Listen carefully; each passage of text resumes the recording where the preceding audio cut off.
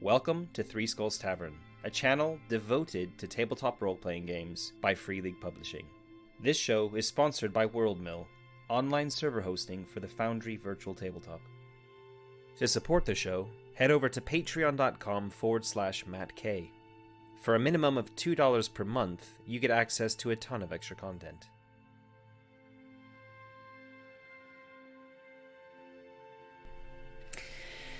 There we go. Unmuting. Make sure everyone can hear me from the start this time. Hello and welcome to Three Skulls Tavern. It's Matt, the host. Hopefully, if you're watching this, you've already seen some of my content, so you should know who I am. If not, hi. I'm the man behind this channel. And as probably most of you on social media have already seen, tonight's episode is a bit of a departure from what we would normally do on a Thursday evening, which is have a new episode of my Forbidden Lands solo campaign.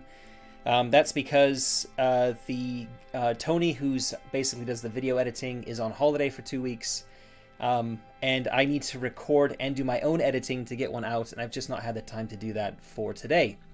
So instead, there's something that has been on the back burner for a little while now, at least a few weeks, and that is updating my Forbidden Lands Foundry instance from version 0.7.10 to version what is now version 0.8.8, which is currently the newest version of Foundry. And I've been putting this off because there's actually going to be a fair amount of work for me behind the scenes, and what I hope to do in this video is to show the start of how you would go about updating Foundry, updating all the modules that go with it, then launching the game world, and going in and starting to implement all the necessary behind-the-scenes gumph that you have to do in Foundry when you do a major update. So that's what I'm going to be doing. I don't know how long I'm going to be recording this for. I don't really necessarily want to go too much more than an hour. But if people like what they're watching, I might just keep going until I run out of steam or people start dropping off of this stream. Because I will be leaving this up online for people to look at later. Anyway, for those of you who are in the chat right now and looking at the chat, there looks like there's 6 people there. I've already had some questions starting coming through, some comments. I will be keeping an eye on this throughout the stream, so if you have any questions for me, drop them in the YouTube chat, and I'll be able to pick up on them, hopefully without too long of a break, and address them either, in speaking, or I can actually show some things in Foundry. But that's the plan, anyway. So if you're not really interested in that, if you're not interested in this sort of behind-the-scenes look at Foundry, then, feel free to stop watching now, and hopefully next week I will have recorded and edited my own, the first time I'll have done this for the Forbidden Lands solo game, the next episode. So without any further ado, I'm going to be jumping in and looking at Foundry. So here we go. I've already done a little bit behind the scenes, so I guess the first thing to mention is that I am using WorldMill, which is an online service for Foundry. It's a hosting provider specifically for Foundry. The reason I'm using them over Forge, which is another really big one that a lot of people use, is mainly that I didn't have a really good initial impression with Forge, mainly because I've got a very specialized setup here where I'm running multiple streams simultaneously, and I have guest GMs who need to log in and have access to data. And Forge is set up in such a way where you have, anyway, I don't want to talk too much about Forge, but the way it's set up behind the scenes is not really great for doing that. And I ran into some problems, and in the end, was doing their trial, and in the end decided to look elsewhere. WorldMill has effectively a vanilla setup for Foundry as you would install it yourself. It's just that they host it on servers in Amsterdam. Amsterdam is important to me. The Forge, by the way, is based in the US. Amsterdam is very close to where I am. I live in northern Germany, so it's very, very close to where I am. So accessing the servers is pretty quick. It's also a big draw that it's basically a vanilla Foundry experience, which means there are very few issues with bringing guest GMs on, etc. And in fact, we've been running this pretty much the entire time since we've started using Foundry on the channel, using WorldMill, who are one of our sponsors. And yeah, have had very, like, hardly any issues. Any of the issues we've had really have been Foundry related issues rather than the hosting thing. So really happy with that solution. And I'm just prefacing that because if you're using something like Forge, or you have it installed locally on your machine, or you're using a different hosting provider, some of the stuff behind the scenes here might look a little bit different. But yeah, so that's basically how I've got it set up. So if you're wondering why the admin area looks a little bit different to how yours might look, that's why. Just seeing there was some chat messages coming in, and it was Magnus who's just asking basically what I've answered. So yeah, hi Neo Phoenix. So here's the Foundry screen, as you can see. I've already done one thing in advance, and that's because it's something I have to do in the background in WorldMill, and I don't necessarily want to show my WorldMill setup because I'm not sure if there's some stuff that I need to be careful with censoring out. But basically, I can't go here in Foundry, go to update software, and change my version. For a lot of other people, that will be an option. There will be a drop down. You can change that. Specifically for how WorldMill is set up, you have to change the version in the WorldMill dashboard. So that's the first thing I've done. I basically just went in there. I didn't change anything else. Oh, by the way, slow down. I did a full backup of my entire Foundry setup before I did any of this. So that's always extremely important, is in case something goes wrong, in case something borks, you need to have a full backup of your entire system before you do a major upgrade. Really, before you do any updates, either for a module or for a Foundry version, because you could potentially break something. And it's always good to have that backup there to roll back to, so you don't lose anything. So I've done a backup. That was the first thing I did. That takes me a little while with my internet connection. That was the first thing I did. And the second thing I did was go into WorldMill, into the dashboard, and I upgraded to version 0.8.8. So that's all I've done. I have two game worlds. I have two games installed on this instance. Both of my solo and co-op campaigns for the channel are on here. And you can see straight away that there's a compatibility risk showing up for my Forbidden Lands solo game. That's because you can see here that my Forbidden Lands game is tied to my old version of Foundry. So the first thing I'm going to do now that I've done this is I'm going to pop over to the game systems, and I'm going to update both of these. So the first one I'm going to do is Forbidden Lands. And I'm doing both, even though this is specifically about Forbidden Lands, just because I'm here and I want to do it.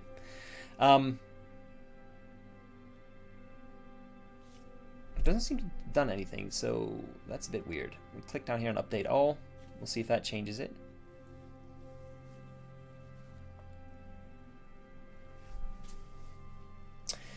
So maybe hitting a slight issue already. There's another one where Twilight 2000 is an older edition here. It's for the beta version. There is a newer version I can use. It looks like I might have to link a new link to it. So I've got like a path here.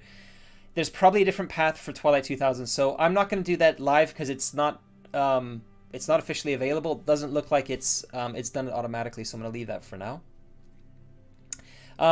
Yeah, a mediocre dad is saying also update the modules. I'll be doing that, of course, as well. So that's a really important thing too.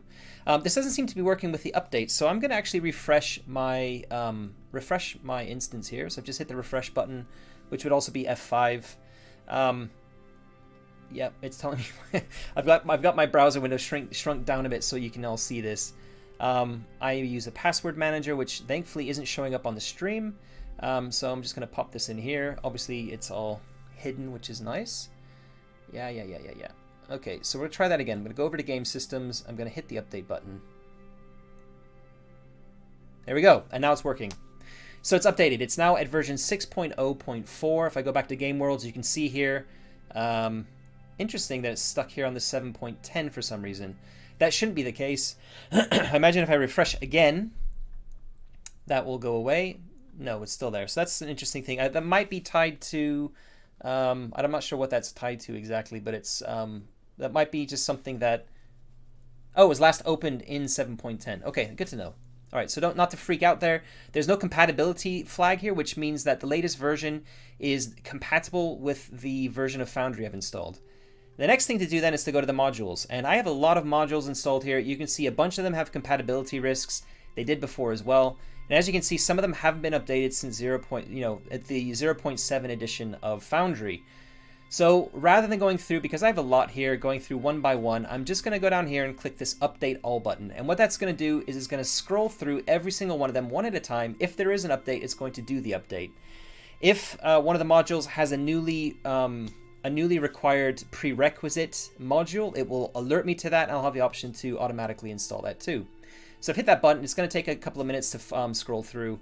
And one important thing to think about and to bear in mind is with a premium, if you have the premium modules like I do for Forbidden Lands and Raven's Purge, there's going to be a little bit of work to do in Foundry when we launch it before we implement those updates. So there's a newer version of Calendar and Weather available at a different install URL. This happens when the hosting changes or the author has changed. That's fine. I would like to switch. I want the newest version of it, and you can see here the current one is 3.1.2. I want the new one there, and you can see straight ahead it's gone from using the person using this has gone from using GitHub user content as a website to using GitLab. So that's fine. I'm gonna hit yes on that, and then it also talks about the same thing with compendium folders. In fact, it looks like it's still the same person. It's just a different folder perhaps within it. But that's also fine. It's going to a new version, as you can see here. So I'm going to hit yes on that one. We got some... Here we go. The dependencies I was talking about before, rather than... I said prerequisites. They're called dependencies. We need this one here, so I'm going to hit yes on that one. Simple calendar. Hit yes on this one. It kind of looks like they're pointing to the same thing. Hopefully this all go through. I'm actually going to hit the update all button again after this is all finished, just in case something was see here, pincushion. We've got Trigger Happy, which we're using on the Twilight 2000 one, so we're going to hit yes to that as well. Trigger Happy is one of the last ones. Okay, so can't read the version of undefined. Cannot read property version of undefined. So that's actually kind of important. I want there because I know that there are some new macros and things in the new Forbidden Lands module, so I need to look into that. So we're going to try these one more time. I'm going to hit the update on this and look manually to see what happens. Installation. I'm not authorized to download the package. So that means I'm going to have to go to Foundry. And I'm going to have to look at how those Forbidden Land packages are assigned, because that's a little bit worrying that they're not coming up there. We're now going to look at some of these other ones here. GM screen, where we've got a compatibility risk, because I need to decide whether these I need to stop using them or I need to test them specifically to see if they're going to cause issues. So I'm just going to make a note of these very quickly. And in fact, I said I was going to hit that before. I'm going to hit update all one more time. Let that run through. It should go fairly quickly this time. But while that does, I'm just going to write down some of these background pins, background list pins.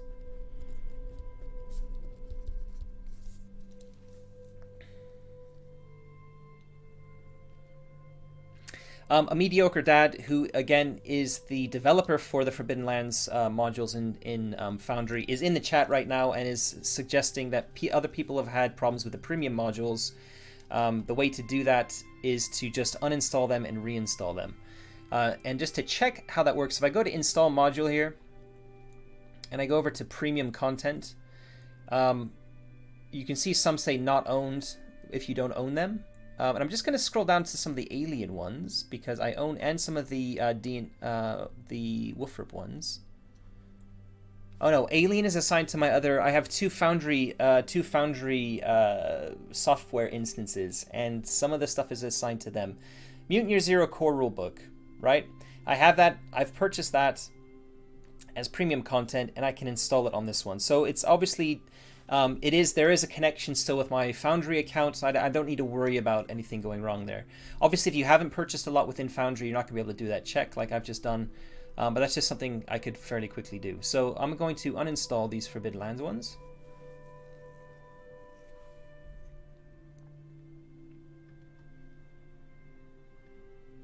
Deleting the module. I'm hoping that's not gonna. No, we'll see. Okay, now I'm gonna quickly install them again. So coming back in here to install module, going to premium content, and you can see Tales from Loop is also there. So some of the ones that I already own are already there. I can scroll down to look for them, or I can just type in up here Forbidden Lands, and you can see they pop up. And it's saying that they're not owned. So this is the issue I've got here. I definitely need those because those are really important for my instance. So I'm gonna open. I'm not sure about how much of my personal information you will see on my Foundry dashboard, because I think it does sometimes show my Foundry serial code and things. So I'm gonna open this in a different browser window and have a look at that. But while that's happening, let me just get that started. Hold on. Foundry Virtual Tabletop.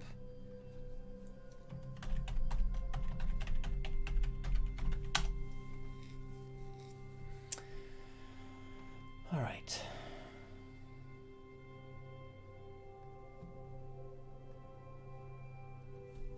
All right, that's opening now. Yeah, a mediocre dad's suggesting on the other account. They could theoretically be on the other account. I'm going to open that very quickly.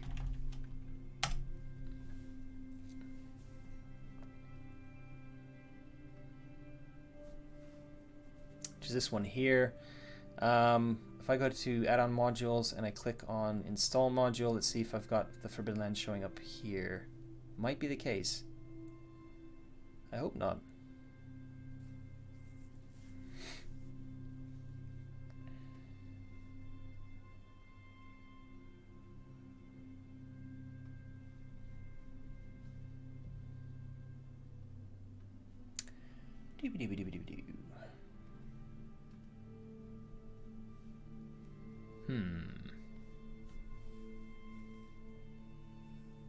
Yeah, so I've had the update issue because there's been some kind of issue with connecting my Forbidden Lands premium modules to my account. For some reason, this one isn't even. I'm gonna have to refresh this page. Yeah, so I'm gonna go over here. I'm in Foundry on a different browser, which you can't see. I'm going down to premium content in my dashboard.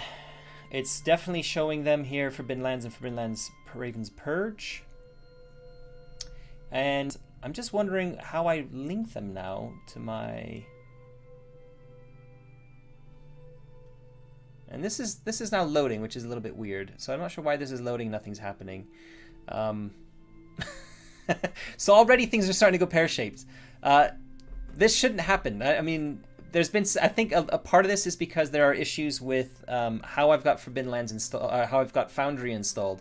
I have two installations. I have two Foundry keys, two separate installations, and I am kind of sharing premium keys across the two.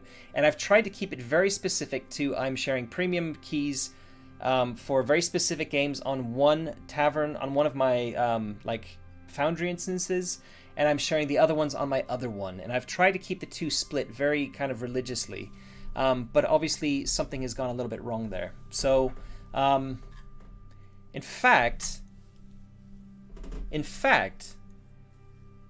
I think there might be an issue with something very specific here.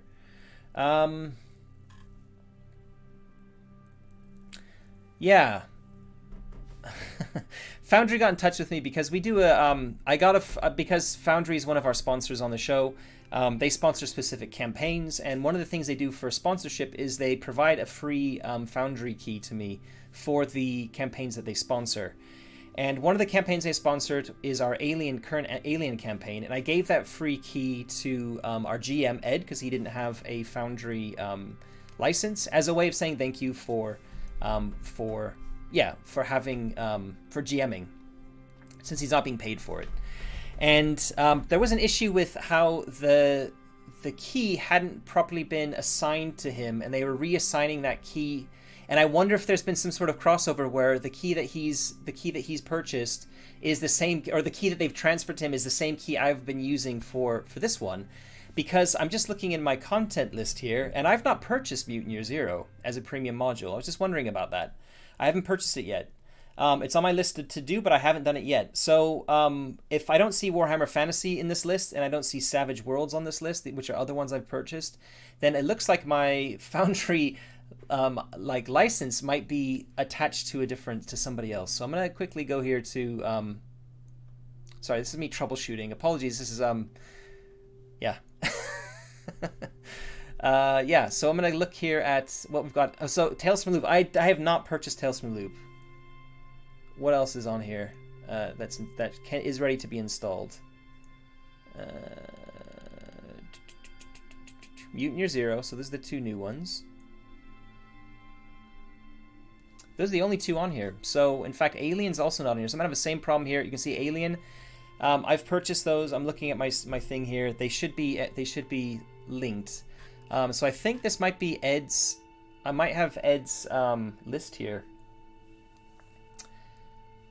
Oh man, this is gonna kind of muck around with things. So the way I guess I have to do this very quickly is I need to send a couple of messages in Discord to people. Oh my god. So let's see how quick Foundry is to respond. In fact, there might be a couple of other things I can do here. So one thing is I can go into WorldMill. I can try a different. I need to send an email anyway to Foundry to ask them exactly which key they've given to Ed, because it looks like that's what's happened here. I just remember which email address I've been using.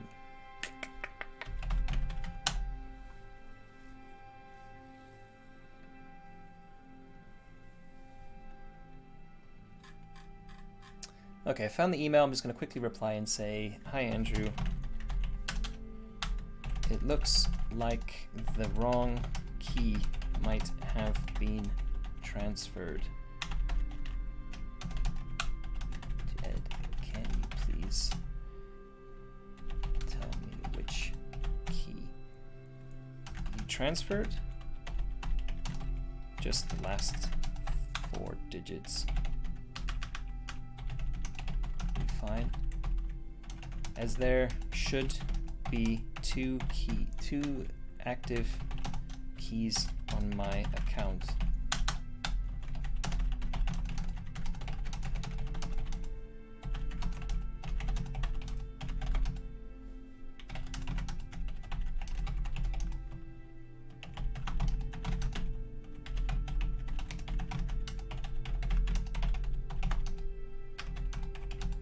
No longer shows premium modules I've purchased. Instead shows 2 premium modules. Mutant Year Zero and Tales from the Loop.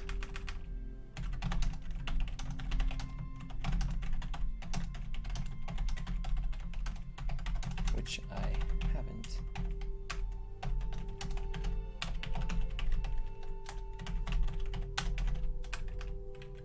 Alright, so email's been sent to Foundry. We'll see how long it takes them to get back. It might happen actually while I'm on the stream. They have been fairly quick at answering in the past. But we'll see. We'll see. So, I'm just going to make a note here, as I said before, with the modules that that have compatibility issues, to see if I'll check to see if they're actually working. Condition, icon, hover, zoom. Some of these I might not even be using anyway, might not be activated. Certainly not all of these are there. Oh, journal link is broken. Okay, that's interesting. Journal scalar's also not been updated. Okay, that's good to know. Keybind lib. Not sure what that's being used with. That's a dependency module that was needed for something else. I'm not 100% sure what that was tied to, but it's also that's actually just says 0.8.6, which is probably still going to work. The ones that have compatibility risks with where it says 0.8 is not as worrying as the ones that say compatibility risk 0.7 point something, especially if it's not 0.7.10, because those have been updated. I mean, this one here, 0.6.5. I've never used a version earlier than 0.7, I don't think. So who knows? I could probably just, in fact, I'm not really using this one, where condition icons enlarge on a hover, so I've not been using that. I'm just going to uninstall that right now, just because it looks like it's completely out of date. It's not being updated, it's abandoned.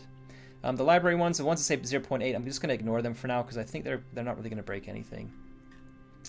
Okay, calendar weather, it looks like that's kind of sorted itself, that module. So yeah, I'll wait and see what happens with this Foundry this Foundry inquiry and whether it comes back in time for the stream.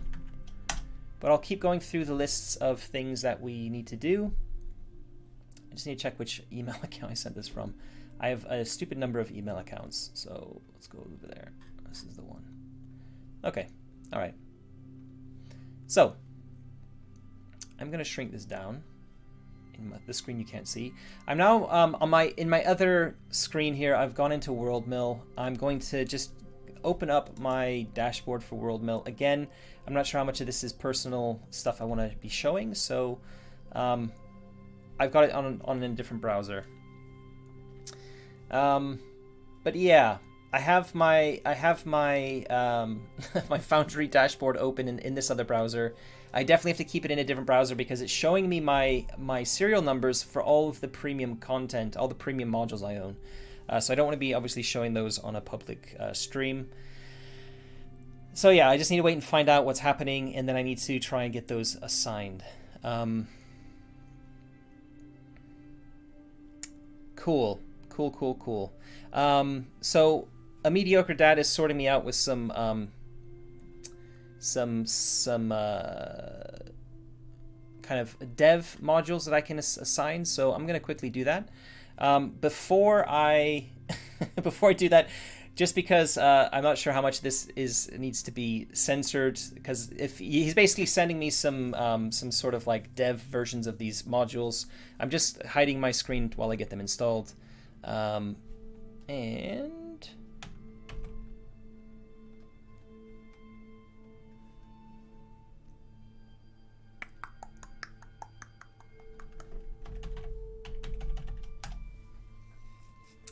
And that won't be good to keep going. Yeah. I guess the only issue here is how I actually pop them in. So how big are these files?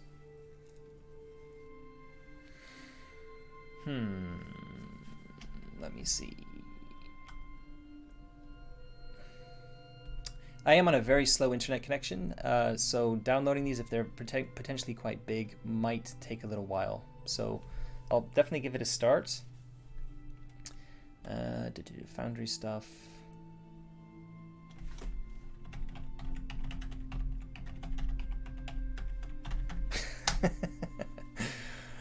Yeah. Yeah, so about 130 megabytes. So hopefully that won't take too long. My download speed is 88 kilobytes per second, so it's not going to be potentially very quick. But yeah, it'll get there eventually, so I'll keep an eye on that. Anyway, so I'm going to go back here to Foundry.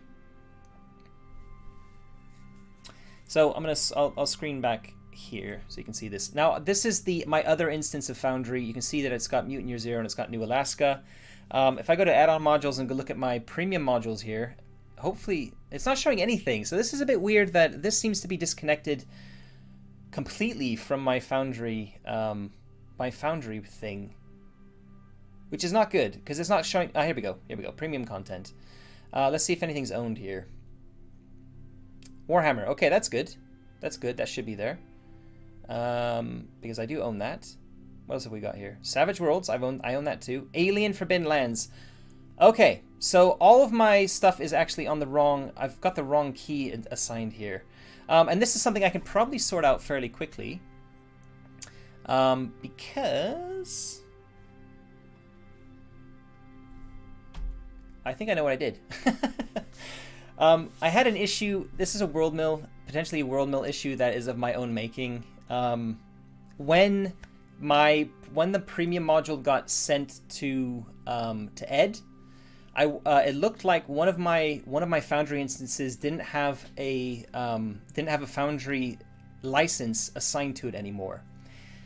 So that was the one I use for my.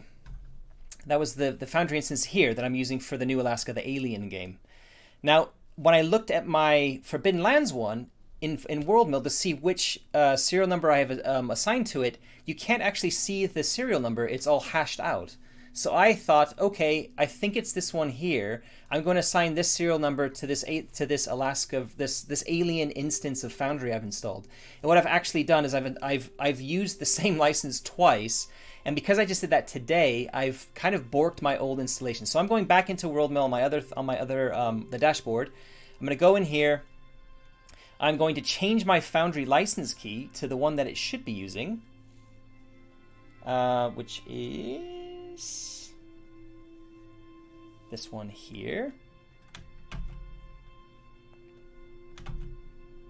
Gonna hit confirm. Okay, this should sort it out because you could see that this one here had my premium modules assigned. So I just needed to change that, which I've done. Then I'm going to go into this one I'm in right now, and I'm going to change this to the other code I have, which should hopefully sort it out. Okay. Oh boy. Okay. That looks like it looks like it's working. So I'm going to refresh. We're going to close this here. We're going to refresh. I'm going to do a Control F5, which is a hard refresh in a browser.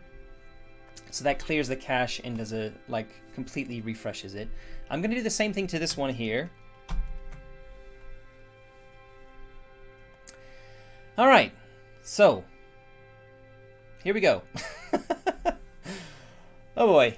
This feels like work, really. I work as an IT technician as a day job, and this sort of thing, we're trying to troubleshoot what's going wrong, is kind of something I'm doing for my day job. So I can see we haven't had too many people dropping off of the call. We kind of got up to 12 people initially. It's now down to 7 watching. So for those 7 core who are watching, thanks for putting up with this quite boring troubleshooting thing. Hopefully it's all going to work as soon as this is updated, as soon as these pages are refreshed. All right. Now, here it's refreshing now.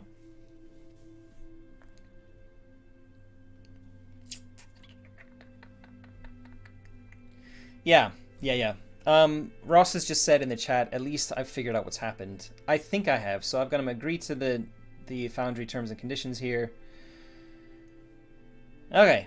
All right. License signature successfully created. Okay, that looks good. I'm going to give my password in here for the admin behind the scenes.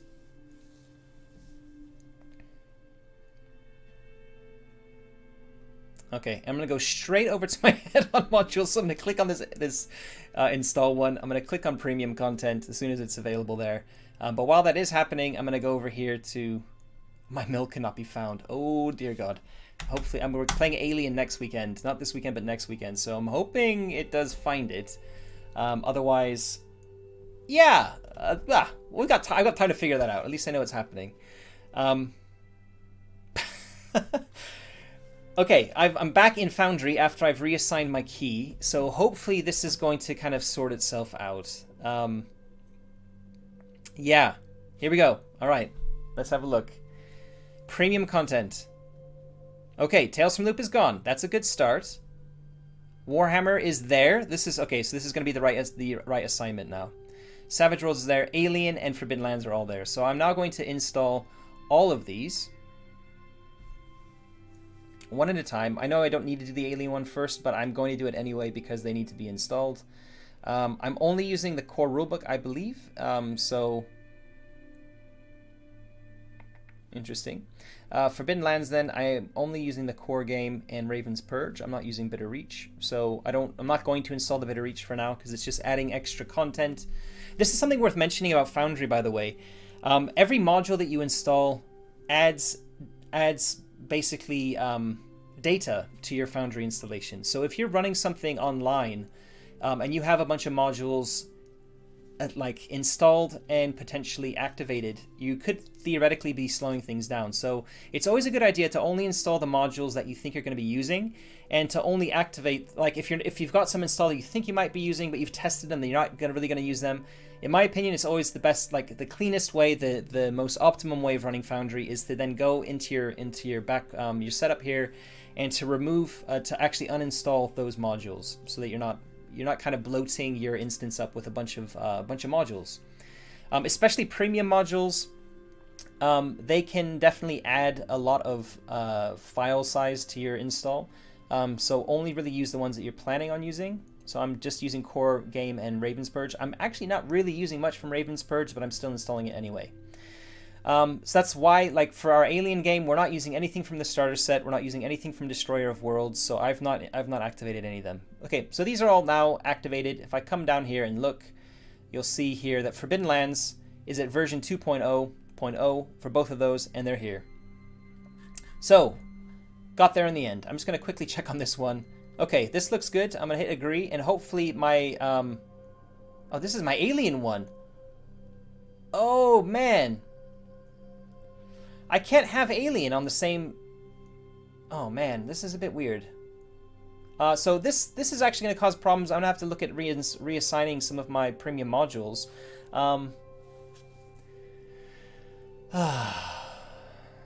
Very strange, because my Alien one shouldn't be in the same place. So I'll look at this. This might be the one that should be going to Ed.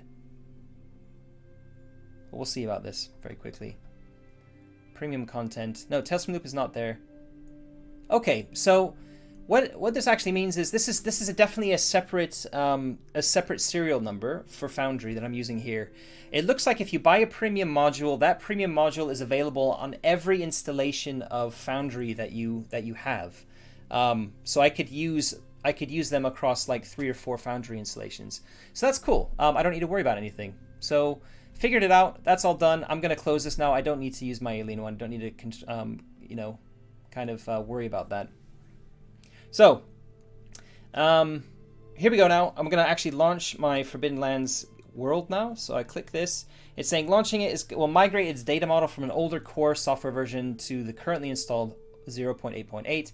As part of this process, 10 out of the 26 installed modules, which may not yet be compatible, will be automatically disabled. I can re-enable them manually if I wish. So again, this is where I, in fact... Would you like to proceed? No. I'm just going to quickly look here again, and I'm only going to make a note of the ones which are not really for 0.8 or beyond. So we've got background list pins, which is 0.7.3. Condition icon hover I've removed. Journal link is 0.7.8. Journal scalar is 0.7.9. And I think that was it. We got keybind lib I can live with. Oh boy. 0.8, 0.8, 0.8, 0.8, 0.8. Okay. So one more thing to think about actually is if I go to itch.io and I look for the Foundry jam. This one here. I'm logged in, so that's good. So there was a Foundry module jam recently, and I've just seen Magnus saying, what, not installing Bitterreach? Shame on you, sir. Magnus is the author of Bitterreach, but I'm not running Bitterreach on the program. So that, again, ties to package bloat in Foundry. I'm not going to install it. I'm not going to use it. Anyway, I'm coming over here to this Foundry package jam because I did have a look through here, and there's some interesting looking modules that I was thinking about using, and one of them is this one here, Monk's Enhanced Journal. Monk's Enhanced Journal looks like a good journal system that I can use in place of the journal one I was using, Journal Link and Journal Scalar, all those rest of those. And it's being used, it's been updated to the latest version. So if I go here to, let me just see, view project page, it's taking me to the itch thing here, and it says to install it, I need to do it manually. Well, it says I can do it from within Foundry. So if I look at Monk's Enhanced Journal, if I just remember that, come back over here to Foundry, and go Add-on Modules, Install Module, and click on Monk. Here we go, lots of them. Monk's Enhanced Journal. I'm going to install that. While that's installing, I'm going to look at Journal here to see what else I've installed here. I'm using one journal. That's fine. I think one journal, not okay. So anyway, the journal link, I can create buttons in journals and immediately show other text. I can get rid of that. And the journal scalar I can also get rid of. I quite like journal scalar, but I can maybe test journal scaler because I've gotten quite used to that. But it has also been a little bit wonky. So I think I'm quite happy to remove, to uninstall. It's not going to enable them by default, so that's fine. I can just ignore them for now. So now I'm going to jump over. I'm going to launch my world. Yes, I'm aware that there's some compatibility issues. That's fine. And here we go. So this is my solo thing. I'm going to join as Matt. I'm going to pop my password in here, which none of you can see. Which is this one here. Here it comes.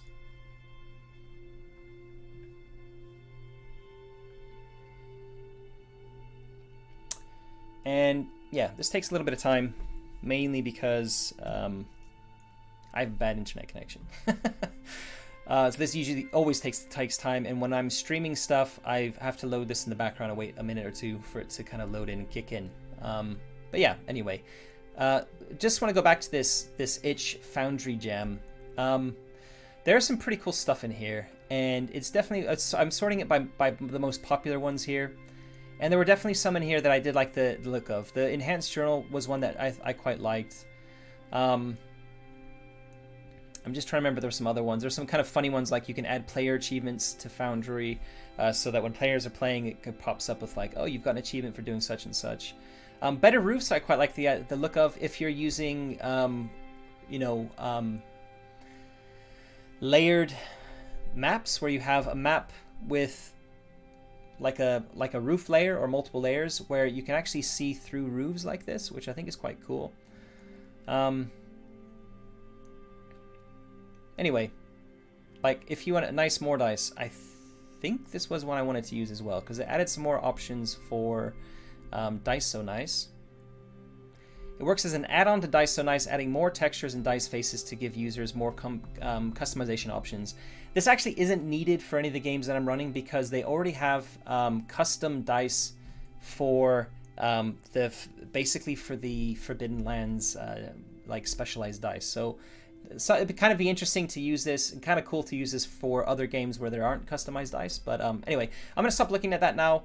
I'm using Monk's Enhanced Journal. I'm gonna actually go to his. If I go here and look at GitHub, Iron Monk, Monk's Enhanced Journal, and just go there, open that in the new window, just to kind of see if I run into problems, because I've not used this before. I can come down here and I can look at the feature set, how to use it. Yeah, if I need it. So I'm just gonna have that open in a side window. Okay, and we're in. So before I import anything from the core game and Raven's Purge, I'm not going to actually do that. And I think we might actually... Oh, that's still here. Okay. So despite me uninstalling the modules previously, it hasn't deleted the actual content from, as you can see, from the items there, from my actors list, which is very good.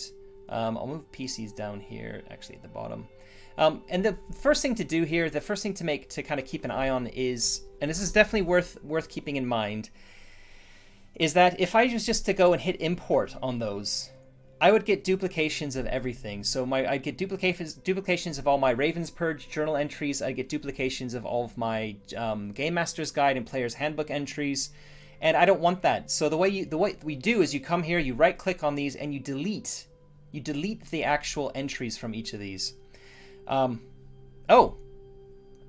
And a mediocre data said it doesn't get deleted. I'm not sure if he means...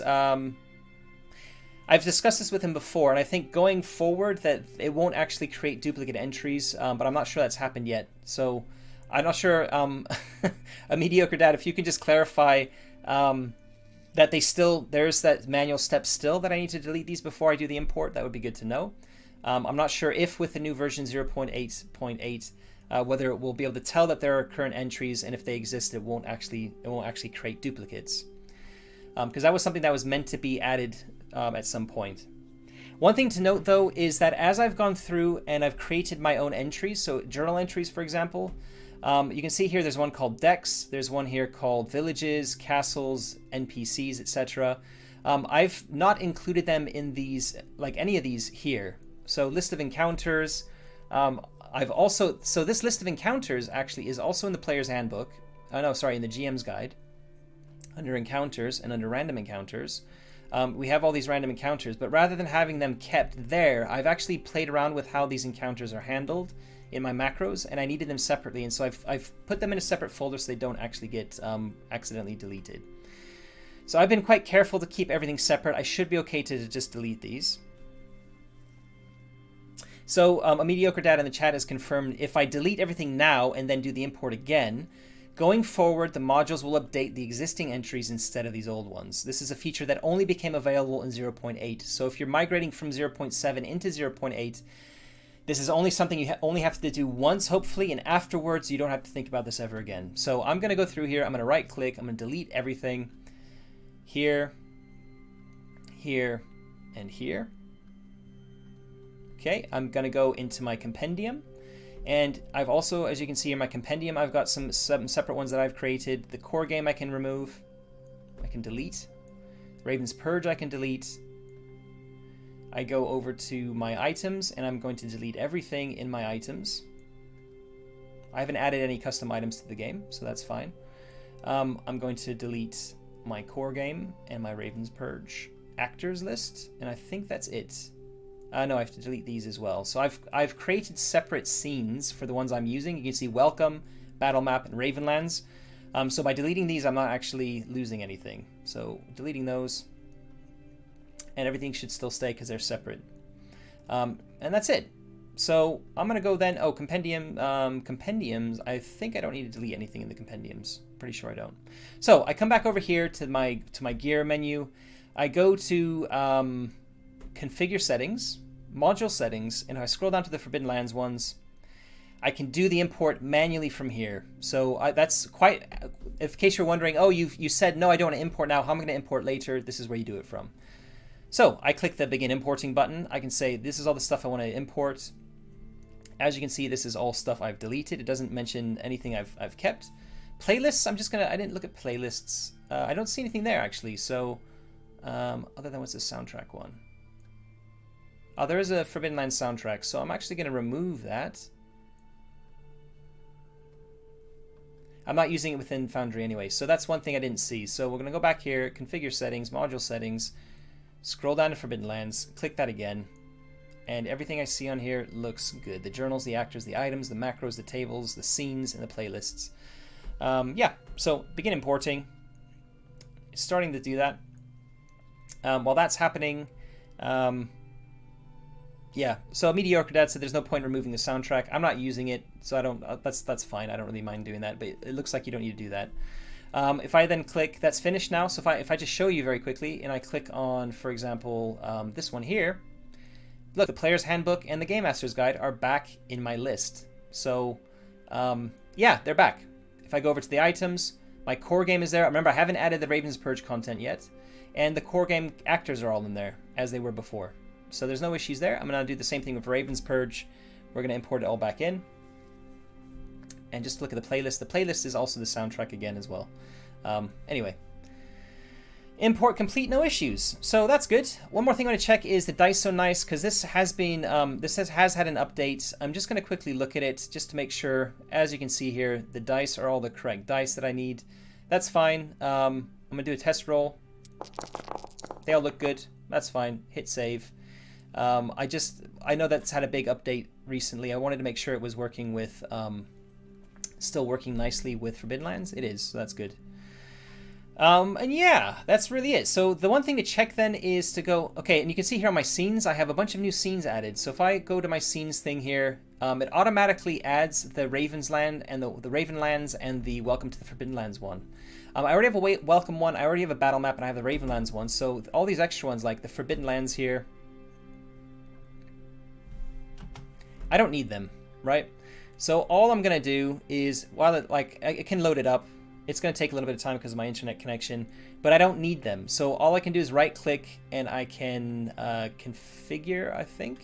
Is this how I do it? I'm trying to remember how to remove them. I think it's actually from the scenes thing here. So if I go to core adventure sites, nope, maps, and we've got here the Forbidden Lands, which is where I am now. I'm trying to remember how to get rid of this bloody thing. Toggle navigate. No, not toggle navigation.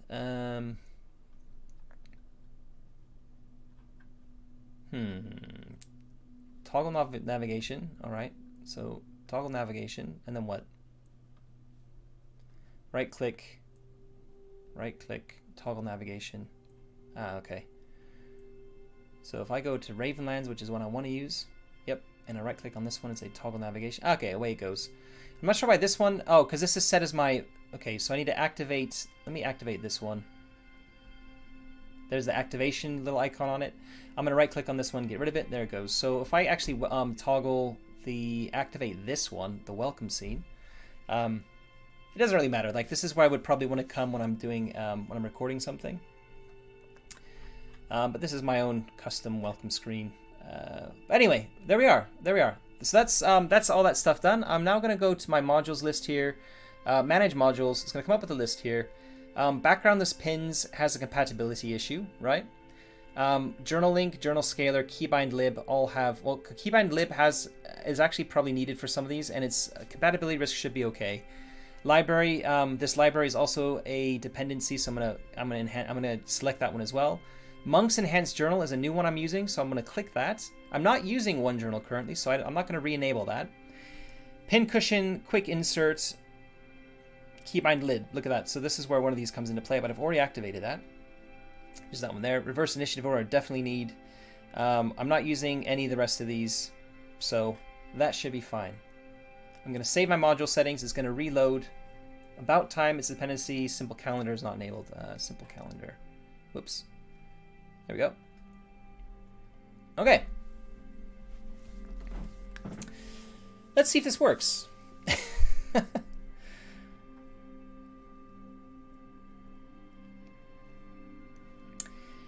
I'm expecting it to work. Assuming it does, you might think, hey, job done, everything looks good. However, I've got a very, very big thing to look into, which is macros. Because the Foundry team updated their API for the new version of Foundry, which basically means for macros that some of the programming language that's used for the for how the macros run has had an update. That's in their prerogative to do. Technically, this isn't a version 1.0. We're still in version 0.8 of Foundry, so Foundry isn't really yet at a kind of stable 1.0 release. So I can kind of understand from their perspective if they want to update, if they need to feel they need to update their API, they need to make things a bit slicker, more like user-friendly, etc. All well and good. It does mean there's more work for a lot of us behind the scenes to get our macros working again. Calendar weather module detected. If I'd like to import the calendar settings into simple calendar, if you like to make calendar, I'm going to click no changes. I'm going to quickly go over to Ravenlands where I've got this this module activated, and I don't even see it right now.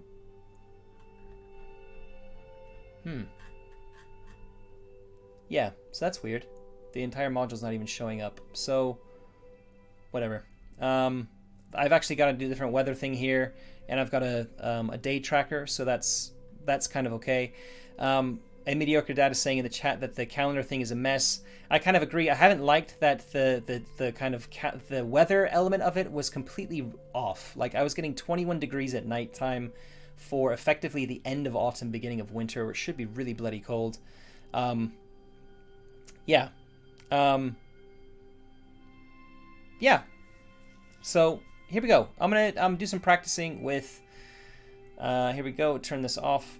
And I'm going to try and do a practice macro here. So I'm going to not do one that I'm going to do one that I've actually written myself. So the Ironsworn action and theme, click that. And nothing has happened.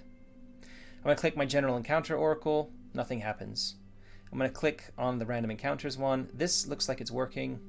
Nope, it's not working. So it looks like I need to redo all the macros. A mediocre dad has just said in Discord to me that the simple calendar mod will be the way going forward.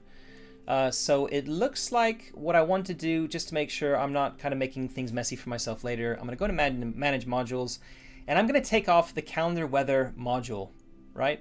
It says it has a dependency for about time, which it may not be needed anymore. I'm going to hit yes. I'm going to take off simple. I'm going to try and then re-enable simple calendar. And it doesn't require the about time module. So I'm going to keep with the simple calendar because that's going to be the one going forward. I actually don't really, well, we'll see if this works. So hit the save module settings. Yeah. It's going to load again. And as you've seen, my macros aren't working. So this is the thing that's going to take a bit of time. I'll show you kind of what they look like currently, but the wording for them, the macro language is going to be changing. I also need to re-import or need to redo the macros for the new edition because I think I have the old macros still assigned on my toolbar, the official ones that come with the premium module. So let's have a look at that. I'm going to go over to. I'm going to click on this little, see this, like next to my modules here, I have this little folder. If I click on that, this is showing me the macro directory. These are all the macros that exist in Foundry right now. So if I click on, for example, find oddities, I get the macro here. If I click execute macro, it doesn't work.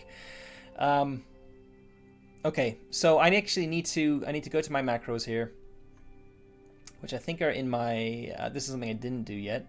Over here in my compendium list, I've got macros. And it's this one here, the core game macros. I need to remove these. I'm just going to check that none of mine are in there. They shouldn't be in there. I think I have, under custom, I've got Matt's macros. So these are the ones that won't be deleted. All my custom ones are in there, which are going to need changing. But these core ones need to be removed. So it says locked. I'm going to see if I can delete them. Toggle edit lock. Warning, I'm intending to unlock them. That's fine. I've unlocked them. Oof, can I delete? Do I have to delete them one at a time? Whoa. I hope there's a different way of doing this. Right click. No. Go on, a mediocre dad. I've seen the no. What should I do?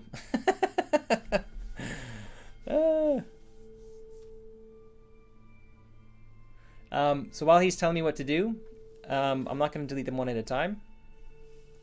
I'm going to wait until he tells me what to do. It's nice having the developer here. Stop. All right. If you actually pop over to Discord, I think there's still a bit of lag in YouTube. Those are module macros. Yeah. All right, I'll lock them again so I don't accidentally do anything silly. Oh, these for this one. I need to delete the ones in the world, so that's these ones here. Okay. So what I'm actually going to do is I'm going to open this next to it so I can see which ones are going to be reloaded. You can see that there's dungeon and castle, for example, so I delete these one at a time. Castle is on there. Village is also on there. Spawn Demon is on there. D66 is one of my own, I believe. Oh no, D66 is on there as well, so we'll remove that one. You see it's popped off of my macro bar when I'm deleting it. Find oddities is not on there, so I'm going to leave that one there. General encounter table is one of my own. Artifact is one of my own. Draw a card is one of my own. Wormtails is one of my own, though I don't think I'll need that anymore. D100 is one of my own. Magic mishaps is one of these. Folder permissions is one there. Village generator is one that I've created. Castle generator, NPC generator, dungeon generator, all ones that I've created. Same with random names, Ironsworn. So find a prey is one from here. Valuable carried finds definitely is one from here. So is criticals. Up here, critical injuries. So is mental horror. Reset initiative deck is on there. Simple carried finds is on there. So all these carried finds and the finds in a layer are from the list. I already know that, so there's quite a few. I think 6 in total. Get rid of them. Draw initiative is also from there, as you can see there. Push the roll. I'm not sure if that is one. Yeah, it is one. Huh. Interesting. Okay. Dice roller looks like it's one of those too. Ooh, is this one of mine though? This is one of mine actually. So it says the one. Okay, so I've tweaked that one. I'm going to leave this one here, and what I'm going to do is I'm going to open it. I'm going to call it custom. or I'm going to call it six base dice. Because this is one that I've changed. So what I want to do is I want to see the dice roller, the new one that comes from this one, and hopefully create a duplicate entry, another dice roller one, and then I can just basically change it to the 6, which is what I want. Roll on tables is definitely one there as well. Simple finds in the layer, I can get rid of the random encounters, I believe. Forbidden Lands. I hope that's going to get a shorter name because we don't really need the Forbidden Lands in there. Just the random encounters. That's a small thing. Journeying mishaps can go as well. All right, so I'm left with only the stuff that I've created myself. So if I close that, and I go back to here, I go back to configure settings, module settings, down to the Forbidden Lands core game, begin the imports. I only want to import the macros here, nothing else. So I do that. And I begin importing. Wait for the message to come up that it's finished. Yeah, okay, so Mediocre Data said they need to have the Forbidden Lands there because there's actually random encounters for Bitter Reach too. That makes sense. So, yeah. Mediocre Data is also saying that only the macros that use roll tables are broken. Unfortunately, I have a ton of roll tables, so that's something that I kind of need to keep an eye on anyway. I think that's worked. Let me see here. Open this up again, and here we go. Look at this. There's a big list again. If I try one out here, let's just see, make sure that they work. We're going to click on Find a Prey, execute the macro, and there goes. Straight away working. So, yeah, they're working again. Draw initiative. We're going to. I think there might have been an issue with this. It does say I need to select a. Yeah, of course I need to select a token. I'll play around with that in a second. And yeah, it looks like it's done it. So that's good. I'm just going to quickly go to the draw the dice roller. It looks like this is not one that references a table, so it looks like it should be exactly the same. I'm just going to click here. This is what the new one looks like. It looks like there's nothing that's changed here. So yeah, that's fine. I don't need to change anything there. So my dice roller can stay where it is, but this is rolling the 6 base dice. The rest of these are going to need some changing, and I'll be doing this offline. But I guess just to kind of look at how it works, I'm going to open one at random here, find a prey. Straight away, like if I open one of the other ones that I've created, for example, Dungeon Generator. There's nothing in there. Great example. So here's one I've done previously. This won't work. If I click execute macro, nothing happens. I'm trying to reference a table here where it says my first constant variable is table 1. That's a name I'm giving to it. It's referencing game.tables.get the name, and then it's basically saying look for this table here in the list, and that's going to assign it to table 1. And I imagine that's where this is. In fact, you can see here it's put this await game tables get name. So I wonder if I just add await in here without doing anything else. Let's see what happens, because that would be a nice simple solution that won't really take me a ton of time to do. Those are my constants. I have constants here for result, which is then looking at these table results, so I don't need to redo those, I don't think. So we'll save that. In fact, we'll execute it first. And it's not worked again. There's no thing there. So await the roll. So let's look here as well.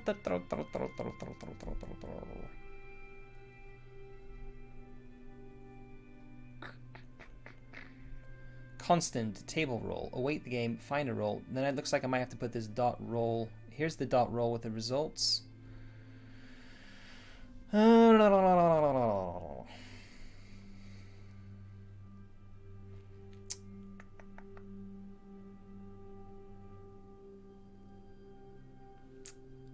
Yeah, so there's a suggestion here to append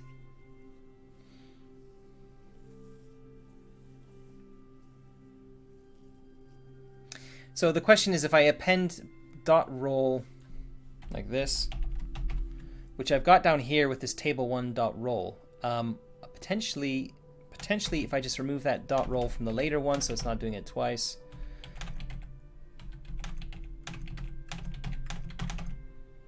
And this one is, well, no, this is a bit different. It looks like .id. Okay, so then table 1, get rid of this roll so I'm not doing this twice. So I just get rid of these.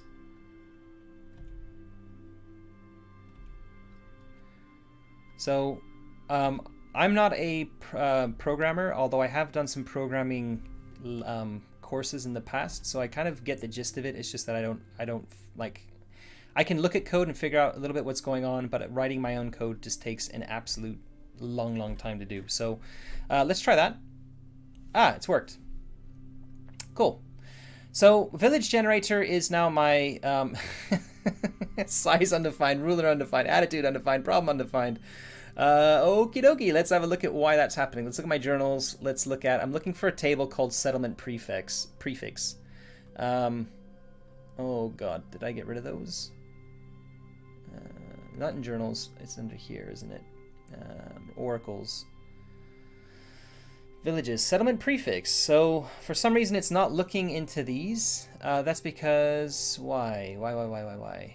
Text bleak. It should just be getting text results back from here. I've got 25 entries. It's doing the 1d25. Again, these have all worked previously. So although the macro appears to be working, it's not actually referencing the tables it's meant to be referencing. Which is interesting. So if I open again, I open, for example, one of these other ones, precious carried finds, for example, and I'm just going to look at the syntax again. The constant is await game dot tables dot get name. There's the name of the table. Then there's a dot roll. Then we got the result, which is down here. The result says table roll, which is this one here. Dot results 0, which is what I've got. And then there says text. I don't know if that text is causing a problem, so I'm going to actually get rid of this first one, where result 1, if I look down here, where I'm referencing result 1, it's this one here. It says called. You encounter a settlement called this nan. If it doesn't say nan anymore, then I just need to get rid of that text. Object undefined. So that's definitely not the right way to do this. So, yeah, no. Okay, so I don't know what's gone wrong there. Maybe it has to do something else. Let me see here. I've got this result, just the results here. Result.data.text replace. Holy crap, I hope that's not something I have to do for all of these. You find. Oh, result. So here's the result. If we put a result 1 after this one like this, I would have to put a result 1 here like this. Execute that. It should still work. It does. Man.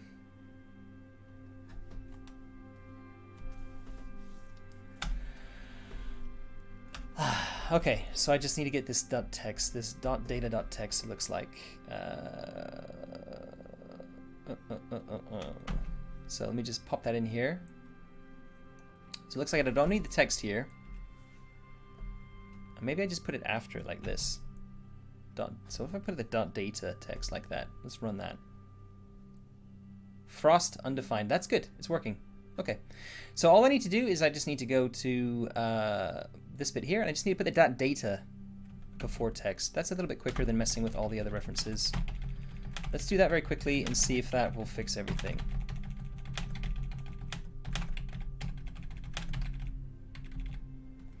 Execute macro.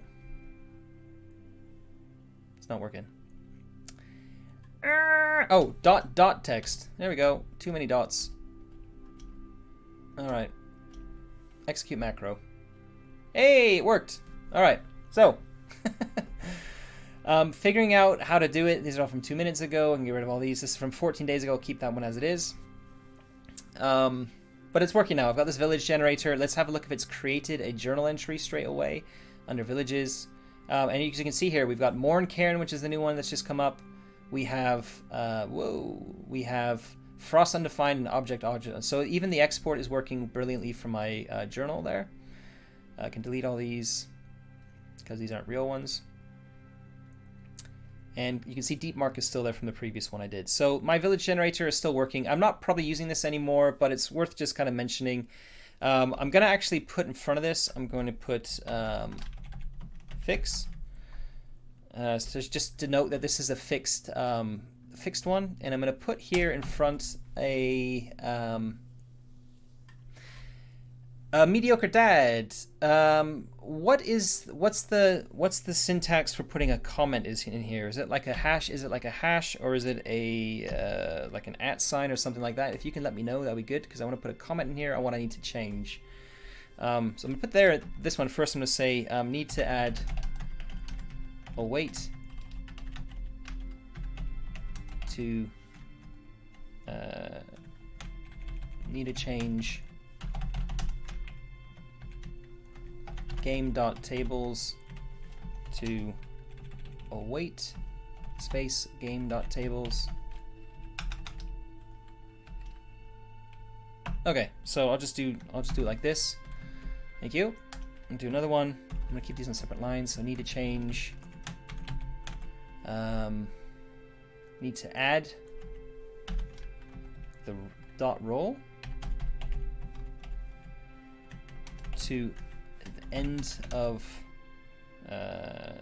constant entries. I need to remove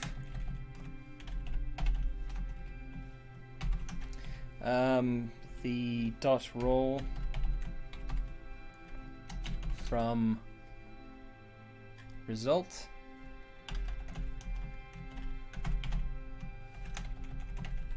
entries from, this is from the constant table entries. And what was the last thing I just did there? I need to add the .data. Add .data before .text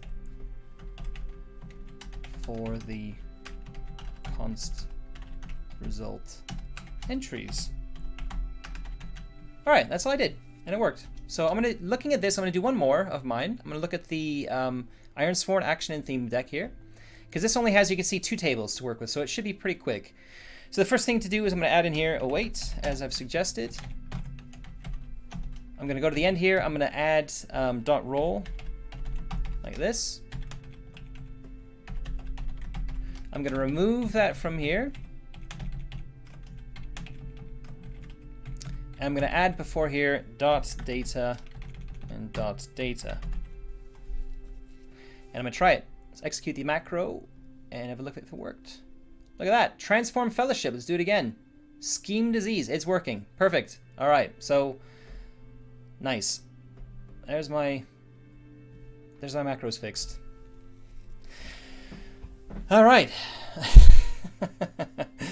I'm not sure all these are gonna work. Like if I click here, that's bringing Udo up. That's great. And the reason I have a macro here for my PCs, because I can just add the macro to the bottom here, click on Udo, and rather than, like, I can keep this shut so you can see more of my screen when I'm you know, running the game, and I can just click here to very quickly bring up my PC to like alter stuff.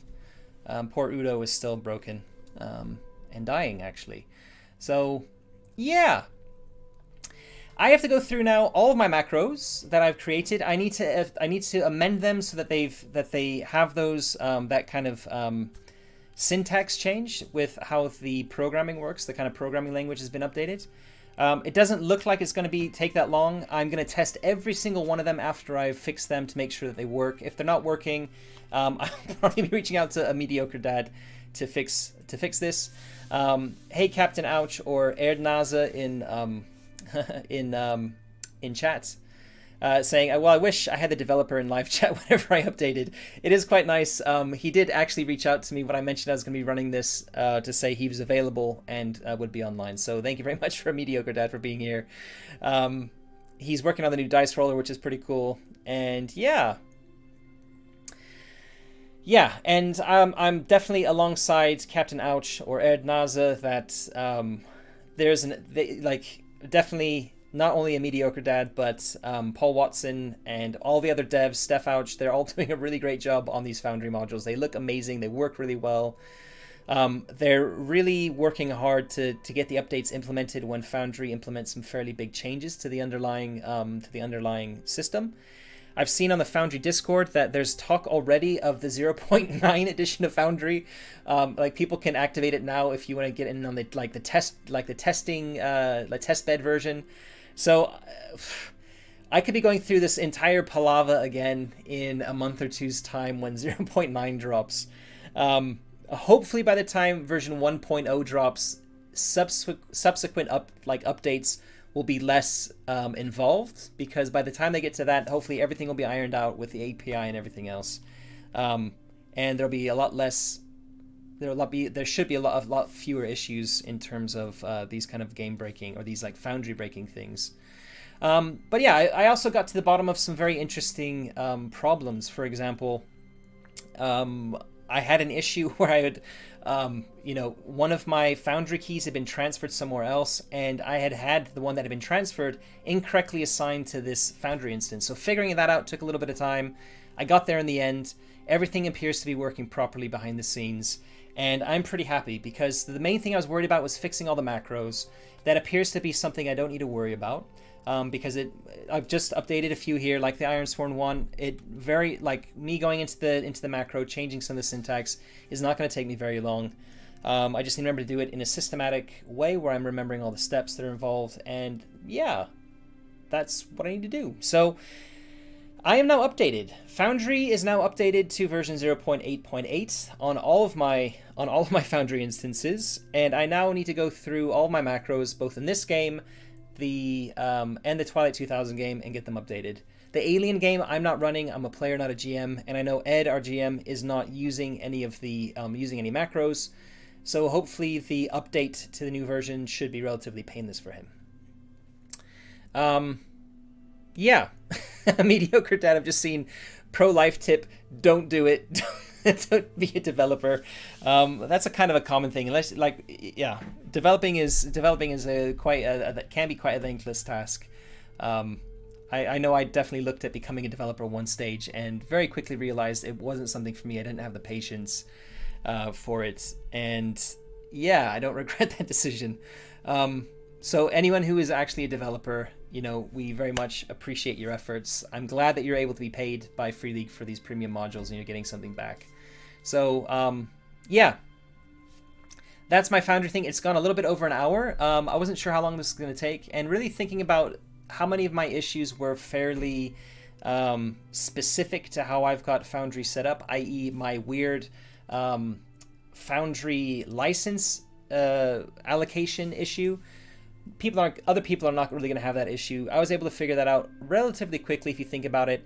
And really the whole upgrade should have only taken 15-20 minutes in total. Then depending on how many macros you're already using, you're looking at, I've just figured out what you need to add. It seems that only the macros that reference tables are kind of broken. So assuming you know what to do now, you don't have to figure that out. You don't need to look it up. You just need to add some. It depends on how you've written your macros as well, because I've written mine in a fairly, as you saw, I'm just going to open it up again. I've written mine in a very, very simplistic way, because I didn't want to use functions, mainly because functions require a lot more coding to work. They can be a lot more elegant in how they're export, how they churn out content. But for me to be able to read it, what's important for me is if I'm creating a macro, I need to be able to read it fairly easily and to be able to interrogate where it might be going wrong. And for that, I want it to be as simple as possible, even though it's not necessarily very elegant. I might be using more lines in my code than if I was using functions, but these aren't complex. These aren't complex macros. The programming code going into these is really fairly straightforward, and that's why I am using. If I open one of these again, for example, this one, the Ironsworn one, and I'll just walk through this line by line in case people are kind of interested in doing this themselves. So this is kind of how it's made up. I'm setting, so const, when you're putting const with a thing after it, this is a variable. I'm now creating a like a mini programming for layman's video here. I'll just do it anyway. If you're not interested in this, now is probably a good time to log out. Thank you for watching. But if you are interested in learning a little bit about creating macros, I'm going to be giving something. I'm going to be just talking about it, hopefully pretty briefly here. It looks like version 9, by the way, 0.9 might have card implementation, which would be quite good.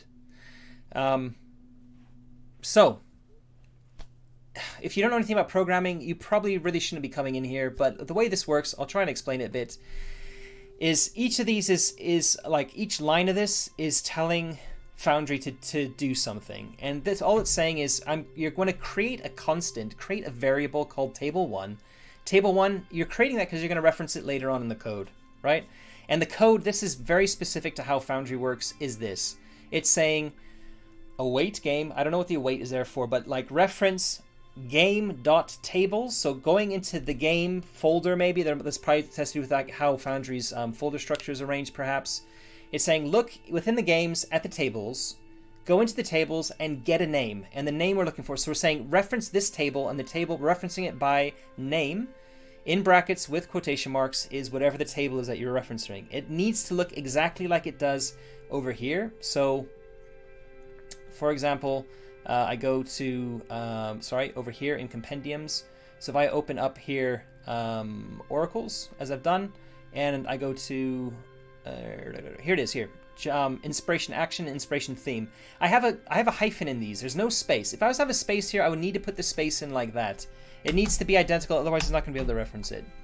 Then we saw just that it's telling it to then roll on it. So all it's, and then what's important is in the actual table, you need to actually tell it how many entries are in here. I've got 26 entries. They're each like evenly weighted. So I've got a pack of wolves, a herd of deer, a single bear, generic. I'm in the wrong one. So this one here, it's showing it has 100 entries. It's a 1D100 roll.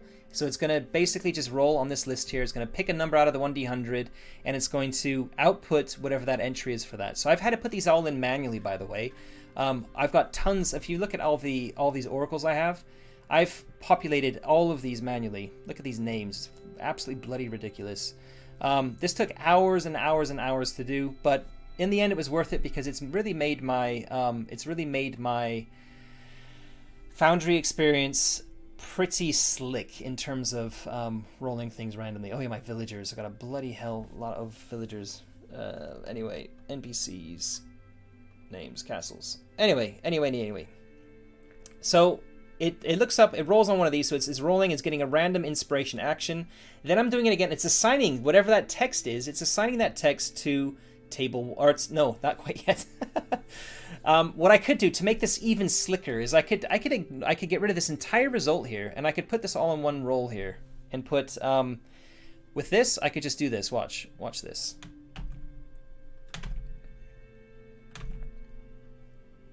So I could just completely ignore these two bits here, and I'm actually guessing this is going to work. It might not work. I'm going to execute the macro. It doesn't look like it's rolled anything, so it doesn't look like that's worked. So never mind. It does look like you need to keep those as they are. Roll results data text. Oh, because I'm referencing result 1. So if I go down here and I change it from result 1 to table 1, that'll be why, perhaps. And I change this to table 2. I'll explain that in a second. Let's try that. Still not working. Okay. So, yeah, we're going to undo that. I can't undo, so I'm going to have to retype these in. So we're going to call this again result 1 and result 2. I guess that's why I've got them on separate lines instead of one line, because you need to have them split out for some reason. But basically what we're doing is we're creating two. There's a table here, and all this is saying is it's going to look up this table. It's going to make a roll on this table. After it's made the roll on this table, it's going to create a new variable called result1, and it's looking at at this table that was here, the roll that was made here. It's doing result 0. I don't know why the 0 is in there, but it's basically saying what's the result of that roll, and it's going to save it as a bit of data, and specifically it's going to save it as a bit of text data. That's important that you have this text here. It wouldn't work without that. And I'm doing it for basically both of these tables. When that's done, I'm then now creating what I'm calling the content. This is the output that's going to be showing, and this is where you are basically using a little bit of like HTML styling here. So if you don't know anything about HTML or CSS or anything like that, basically all I'm saying here is the content I'm producing is going to say Ironsworn. In fact, I'll just execute it so you can see it. There, it worked. So it's gonna. I want it to say on one line Ironsworn Oracle in all caps. On the next line, I want it to say action and theme. Then I want there to be a line there, and then underneath it, I want to have the output.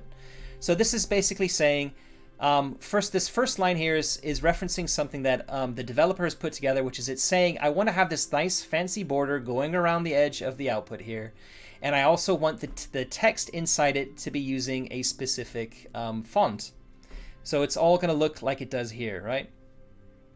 So that's basically what this is doing, this line here, right? It's also saying that my text is going to be aligned center, so it's center center alignment rather than left aligned or something like that. Then I'm saying Ironsworn Oracle is in header 3 format. Then I'm skipping a line, which is where you see this end of the header thing here. Header 4 is action and theme, which looks like this, where it is in normal, like uppercase, lowercase, however it appears here. Then H2, just like this. If you just put H2 in like that, it will create a line. Because if I was to put here under this and say, just a bit of random text and execute that, you'll see it's underlined. And the font is completely like wonky. But I want the underline. So if I just don't put any text in there and leave it like that, it actually creates a nice vertical line, which helps to separate the text. So that was something I kind of found. I can't remember if I found it from another macro or just experimenting with the headers. I managed to find that. And then the last one, this is the magic sauce. I'm actually saying I want to then put in here as a string result1, which is basically the bit of text that is rolled randomly with a space. That space is separating them by space. I could put 2 spaces in here and it would put 2 spaces between them. It doesn't actually, so it's only 1 space or nothing. There would be a way probably to put another space in there by specifying a space as an actual I think it's called I can't remember. There's like a code which starts with like a percentage sign or something. I could probably specify a certain number of spaces if I wanted, but I could also put in a space, a hyphen, and another space, and that would be able to show that up. As you can see there, arrivability. Anyway, and then the divs here, the backslash divs are just to say we have a div here, and I have a div here, and they need to end. So basically you're closing down all of the arguments that you're creating earlier. And then at the very end, if I didn't have this, nothing would be outputted to chat. This is basically just running a macro and saying, okay, we've got these 2 results.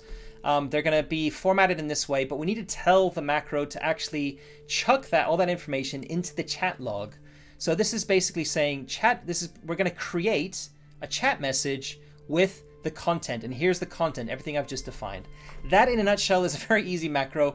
This is the macro I've used for pretty much all the stuff I've used, and they get a little bit more complicated when you look at things like my random names ones. So if I click on random names, I've actually copied that from something else, so that's kind of a hard one. Here, NPC generator, right?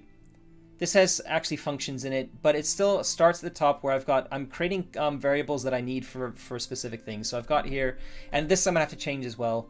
There might be quite a lot in here to change. Oh, bloody hell. Yeah, this is going to be a messy one.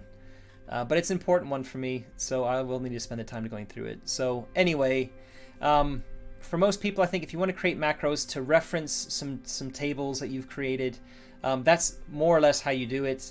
I will probably... Oh, man. I'll probably just actually open very quickly on screen. So if you're watching this on YouTube, you can pause it and you can copy the syntax down. Let me open that Ironsworn one, and I'll leave this up. And really, the only thing you're going to need to change is the number of variables you want to reference. And really, you'll be maybe changing the names of these variables. So you could change anything that comes after const here. You can change the name of these. Just make sure if you're calling this something else, you also change the name of it here. And the result 1, whatever if you change the name of that, you need to change the reference to it here. But otherwise, all you're really changing is the table that you're referencing. You might be adding more of these in, and then you might want to change what the output looks like here. So you might want to say, instead of it saying Ironsworn Oracle, it might say something else. You might have 2 lines. You could have multiple lines with like this header, for example. So you could say, header 4 says this. The one under it, you can have 2 under it that say, we'll call this typical programming speak, hello world. And you'll see here when I run this again, it's going to say action and theme, hello and world, right? In fact, if you don't want the bigger gaps between these, I can just get rid of this one here, like this, and do it like that. I think this actually should work like this. So these are all in different lines. It hasn't put a space in, so I think I actually would need to put in, again, this. But then I think I might need the \1. Let's try that. It doesn't really matter. So I don't technically need these, but it's a bit cleaner to put them after every header call out. I don't actually want all those, so I'm just going to get rid of them. Just make sure that it still looks good. It does. So I'll leave this on screen so you can pause it.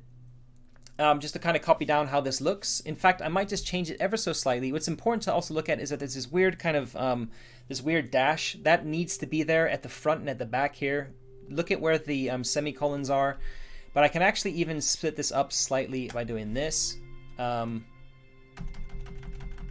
fact, I'll put this in a little bit. No, I'll keep it with the other ones like that. Just as a bit easier to read this. This is still going to work. As you can see there, it's still working. I don't actually want this dash in here. Whoa, I need that back. Okay, still working, follow risk. So this is just maybe a little bit easier for you to read and copy. So I'll leave that there. Go ahead and copy it if you want to. Okay. Save the macro, close it down, get rid of these. And that in a nutshell, I won't talk anymore about macros. If you have any macro questions, by all means, feel free to come to one of my social media channels and start asking, especially Discord. You can ask here in the comments for the YouTube channel as well. That's absolutely fine. But links for my Discord channel should be in the notes here. They're not. I'll need to add them to the description for this. So I'm just going to put in here Discord, so don't forget. And I want to put in a link to the Twitter account, and that should probably do it for now. I've got a Facebook one too, so put all those links in. I'm getting populated. But yeah, if you just come and find me, I will be able to help answer some of the questions you got with this. If I don't have the answers, I know the developers. I'm in touch with the developers, so should be able to get some answers from them.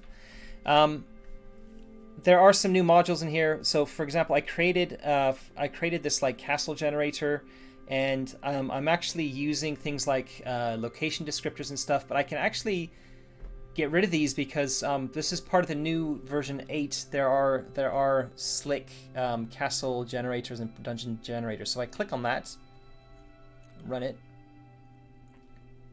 Look at this. I get a name. There's no picture. It doesn't look like. No, but okay, I see what this is doing. This is the new journal. This is Monks and Hands journal, so I've not looked at before. But what I've got here is I have something called Stone Grove, which is the new castle I've just generated. It tells me it's the type. It gives me the description, the purpose, the build, who it was built by, builders, history, condition, oddities, is it empty, etc. And if I look at how this has been generated, I can see here that it's actually going to the Forbidden Land Generator's castle, which might be over here. Yeah, so if I actually wanted to modify that, I'm not sure how I would do that, because it looks like it's doing it all kind of fancy behind the scenes kind of thing. So yeah, if I wanted to add some stuff to that, I probably need to I'll probably need to get in touch with the developer to find out exactly how to go in and find these this dungeon thing, this table or whatever it is. It says else, so if it's not finding it, it's going to say can't find the generator. Otherwise, it's going to say go to the game, go to FBL, generators, dungeon, and run it. So I need to find where this is located. It might be that I can't edit that text within Foundry. I might have to do it within a text editor. I don't know. But it does, this looks pretty, that's a very, very small amount of code. It's just, however you want to get in there and make your own, looks like it might be a little bit difficult. So anyway, that's cool. And it looked really cool how it created that. I'm just going to check my journals and see if... Oh, there's items. I was going to say, where are my journals? Darden. What was Darden? Oh, that's one of my NPCs, right? So, one thing it isn't doing is it's not... once it creates that... Stone Grove. There it is. Oh, it's just popped it down here, so that's good. It actually creates the entry, it just hasn't specified where it's being saved. So this is one thing where I would probably want to go in there and specify, look, you've created a castle, I want it saved under castles here. But again, I don't want this one, so I'm going to delete it, because this is just a test one, so we'll delete that. But yeah. Yeah, I'm going to stop there. So if there are any questions from anyone in the chat, feel free to kind of drop them in there right now. I'm just going to have a quick scan through and see if there's anything here. But otherwise, thank you very much for watching this fairly long deep dive into Foundry. As you can see, I've become pretty familiar with this really fairly quickly. Probably mainly because I had to for this channel and like deadlines with getting stuff updated before I need to like stream things. You can also see why I didn't want to do the big updates when I was kind of knowing I needed to either live stream a Twilight 2000 game or record a Forbidden Lands game, because things can go wrong. The macros have all broken. I need to redo them, and it's a fair amount of work to put them right. And at the moment, my video editor is on holiday. All of this week, and I think possibly all of next week as well. So that meant this was the time to do the updates. So I had plenty of time when there wasn't a lot of stuff lined up that I can try and iron out any issues that crop up and get it all ready for when he comes back. So I've done that. I'm relatively happy with how smoothly that's gone, and hopefully you found something useful out of this. So again, if you've got any questions, feel free to drop them in the comments or reach out to me on social media. I'm just going to have a quick look in the chat and see if there's anything else I need to mention. So, Erdnaza, very interested in any bespoke macros I put together for this and Twilight 2000. Zero programming knowledge here, basically a copy and paste job for most of the macros I use, mainly roll table automations. So, yeah, perhaps I can share the macro text. This is something I actually want to do. So, at some point, I will be creating a single... Oh god, how do I want to do this? I think the easiest way to do this for most people is I could either create a paste bin link where I have each of the macros with the text. It's saved in paste bin. Paste bin is a free service. It's kind of there and always there. And basically, you can just go there and grab the text and pop it into a macro. You will... There are some caveats to that. A lot of these macros will only work if you have the tables that are working correctly in the background. So the macros are only half of the picture. The other half of the picture is all these Oracle tables I've created. So the first thing you'd have to do is you'd have to go and create, for example, my Ironsworn oracles. You'd have to create these two tables. Each of them have 100 entries, and you have to input each of these entries manually. And just to show you how that works, I'm going to create a new one right now. I'm going to hit plus here. The new rollable table is going to be called Ironsworn Test. We're going to go here and say we're going to put it under folders Oracle, so it's kind of saved alongside the other ones. Create. You can see there it is there. And this is what it looks like when it first starts. Now, if we want 100 entries, you would put in here 1d100, so it knows to roll. The table to roll on this is basically roll 1d100. You could put 50 entries in here, and you could say, I don't know, you could put like 3d100, or for a d100 table, you could put 5d20, for example. Then your first one would be a 5, because obviously you're not gonna be able to roll. You could put a 1 in here. You could put 100. You could put 200 entries in here. You just have to think whatever the roll table formula is here is only going to output numbered results from whatever this is. So if you want to have like a 2d10 table or a 2d6 table, don't put a number 1 entry in there, because it's never going to land on that.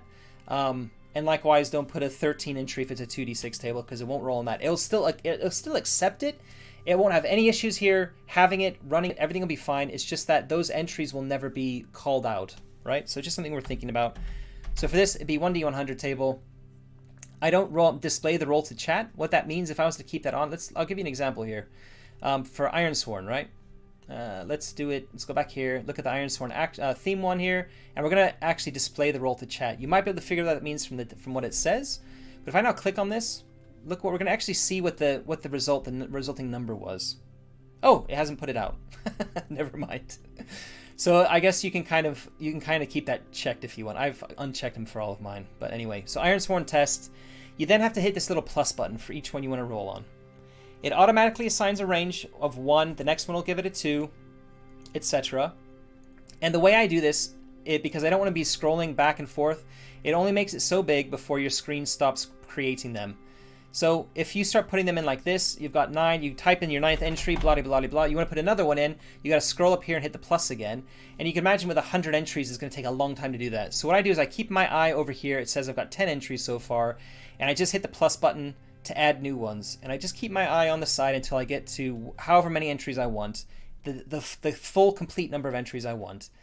Then I scroll very quickly to the bottom and I check, okay, this says 17 entries. Make sure that this says 17, because if you click plus too quickly, I'm going to click this very quickly 4 times in a row. 1, 2, 3, 4.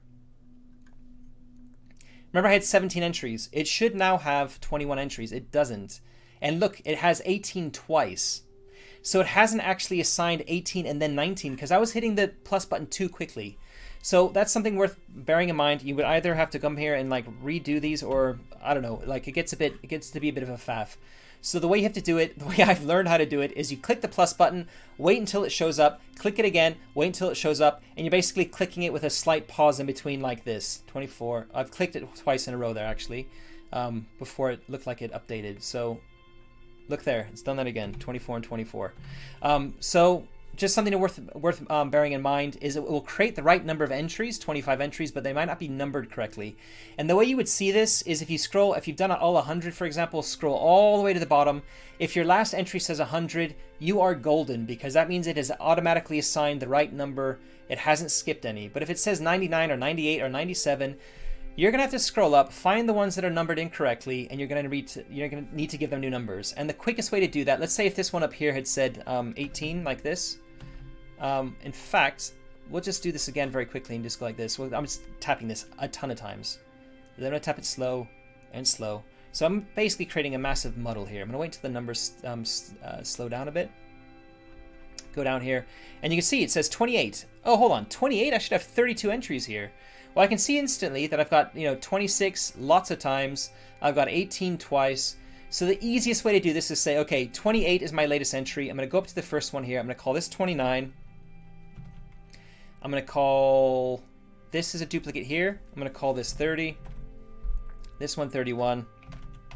And this one 32. That's the quickest way I've found to be able to do this. Oh, I got 26. Look, it says 32. I've got 33, it looks like. 26, 28, 29, 17, 18. I haven't got a 19. So we'll call this one 19. Because I changed 19 to 18. Oh my god. Okay, if I hit update, look, it automatically reorders them to go to like 30, 31, and 32. So it'll automatically redo that for you. Mediocre Dad has just said I should install this module if I'm creating any more tables. It's called Foundry Easy Table. And it looks like it's a rollable table creator that is going to fix a lot of these issues. So I'm definitely going to be looking into that. I might be recommending that myself after I've had a look at it. But that should help save a lot more time. I've already done this for my 2 games, but I'm also going to be creating a solo game for the One Ring. The One Ring is not getting a premium module, so I'm not going to be getting any of the solo tools that are available in the One Ring. I'm going to have to create them all myself. Unfortunately for that game, I'm not going to be able to share the table stuff. I'll be able to share the macros, but because there won't be any premium modules for the One Ring, because the One Ring is has some intellectual property issues with allowing it to come to Foundry, and me populating text from the books is not going to be allowed. I'll be able to do it myself. I can maybe show you on the screen what I've done in a future video, but I will not be able to share those macros. I won't be able to share the finished macros with you. I'll be able to share the macro syntax, but all the tables that have all the kind of copywritten text in them, you'll have to input those yourself. That's just the way it is. And I'm not going to be able to create to share. I probably don't feel comfortable necessarily sharing a lot of this stuff because I have. If I can share this somehow and I can find a way to do that, fine. If not, I'm just going to show you the macros I'm using to roll on these things and what's needed for each of them. So I'll figure out a way to do that. I'll probably try and figure out that within the next 2 weeks while I've got some holiday myself, and upload that somewhere. Once I've done that, I will add it to the description for this video so future people looking can find that. It's either going to be like a text document or a suite of text documents in like Dropbox or Google Drive, or it's going to be, as I've said, in like a Pastebin website. And there might be some advice in there in terms of, I might even give a link to this. I'm gonna pop the link in there now. I'll pop it in the chat as well. This is the link to to Easy Table. And I'm going to pop that in the links for this episode right now before I forget as well. So Easy Table module is like that. All right, so that's in the description now too. So you can go in the description and find the Easy Table link.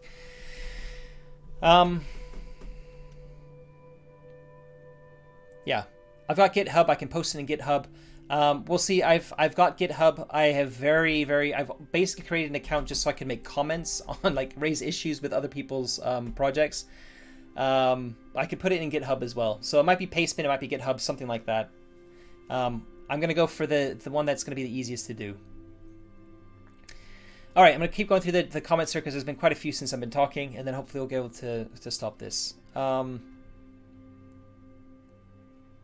A Mediocre Dad in the chat, if you want to go have a look, is giving some insight into some of the syntax used in the macros. I'm not going to go over that here necessarily.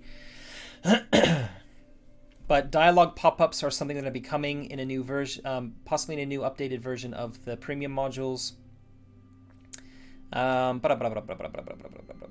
Okay, A Mediocre Dad is saying it's in a JSON file inside the module directory. So to modify that, I'd have to go into the JSON file. A JSON file just ends with .json. You can open it in a text editor. I use Notepad++, which is great for this sort of thing. And inside that will be JavaScript, I guess, JavaScript code for how the macro is working. And I'll probably need some help. I don't know if I'm using JavaScript right now within the macro. I haven't actually asked what language is being used. But if I need to add anything, I'll be probably asking somebody like A Mediocre Dad about how to modify that JSON file. Yeah. Yeah, John Paul Temple says, keep meaning to look at Foundry, but it always seems more work than Roll20. I've used Roll20 in the past. I was a pro or premium, whatever it's called, user for a couple of months. But I never ever got on well with Roll20. I didn't like I really don't like the UI.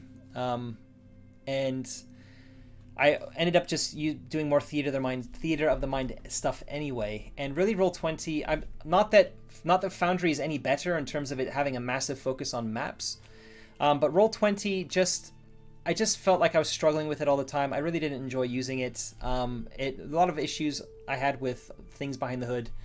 And Foundry has some rough edges in terms of like having to figure out the networking side of things, potentially if you're not using a paid service like we are with WorldMill, or if you're not using the Forge or something like that, then you will need to, there is a little bit of technical like networking you'll need to be able to do. And if you want to do any custom content with macros and things, you'd really have to get your hands dirty a little bit there too. So the flip side is that Foundry does have a ton of modules that allow you to get a ton of functionality without really needing to learn how to code or anything like that. So I don't know. It's been a very interesting learning experience getting to come to speed with Foundry. I don't regret it. I think Foundry is extremely powerful. It's a one-off payment. I don't have to make monthly payments to Roll20 to do it. Although there are monthly payments to host it, but I need that at the moment because my internet is so rubbish. So it's kind of like one of those things, swings and roundabouts. Yeah. But I really like it. I think it's a great piece of software, and it's like just looking at how things like are output in the chat and stuff. You've got the 3D dice that roll. Like none of that stuff costs extra. It's all really, really great. Obviously the premium modules cost extra, but they only provide, like I would still, if I didn't have the premium modules, I'd still be able to roll the cool dice with the cool Forbidden Lands skins on them. I'd have the right looking character sheets. Everything would look exactly the right way. The only thing I get from the premium modules are pre-populated NPCs, pre-populated scenes, pre-populated macros if I want to use the macros. Things that make my life a lot more easier as a GM. I don't have to manually enter this stuff myself. It also provides effectively the entire text of both of the books, the Game Master's Guide and the Player's Handbook. Like the complete text for both of those books are in the game as journals. So I can look up anything on the fly without having to reference a PDF, without having to reference a physical book. And that as well is really, really like amazing. Like everything I need is within this app really. So I really think highly of Foundry. if you're already deeply enmeshed into Roll20 and you're using macros and stuff in Roll20, more power to you. It's just something I personally don't like as much. And I would never go back from Foundry. I see Steph Ouch is in the chat too. So hi Steph. Steph is creating the Twilight 2000 modules. So we've got another dev in the chat, which is cool. Yeah, so Erdnaza also asks, is there a quick way to change the icon for all the results in a roll table so the icon appears? And it looks like this this easy table module is the way to do that. So rather than manually changing a bunch of icons, I'm definitely going to be looking at easy table before I go through and modify any tables. I'm going to start playing with it straight away, because if it makes my life a bit easier, that means I can also potentially add more of my own tables and add some more macros if I want to this game without having to think, oh god, I've got an hour of manually typing stuff in just to be able to get a macro to work in the game if I want to use it. If it's a big table I'm going to be rolling on. So that means maybe it might make my life a little bit easier to add more content. So that's a really good shout out from a mediocre dad. Thanks for that. Let's see. Just gonna go through the last of this, and then we're gonna end the stream here. It's almost 2 hours long.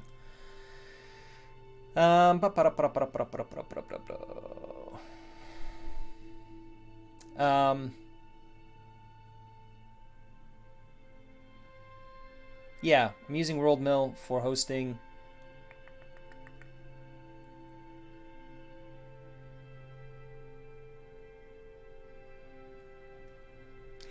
Did it take long to migrate from Roll20? I guess that was for Steph.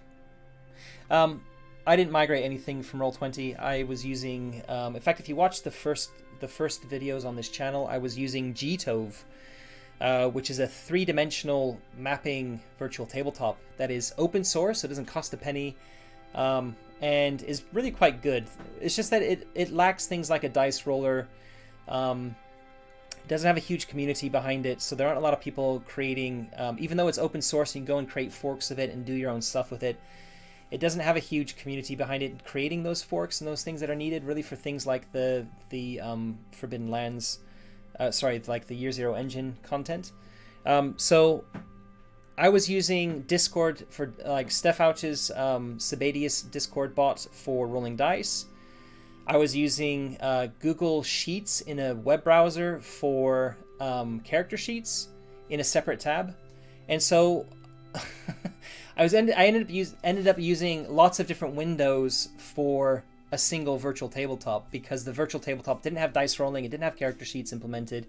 It was just a cool looking 3D kind of tabletop for maps basically, and so that obviously wasn't an optimum solution.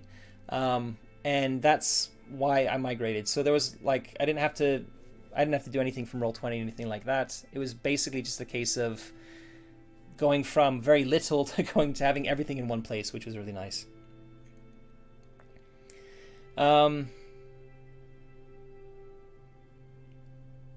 Yeah.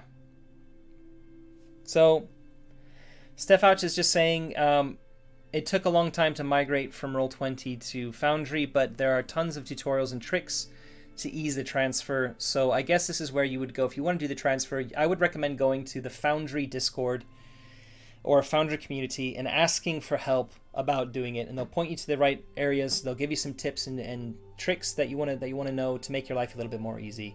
One thing I've found, as you can see here, is that the developers that are working on Foundry are very, very, very helpful. It's got a great community behind it.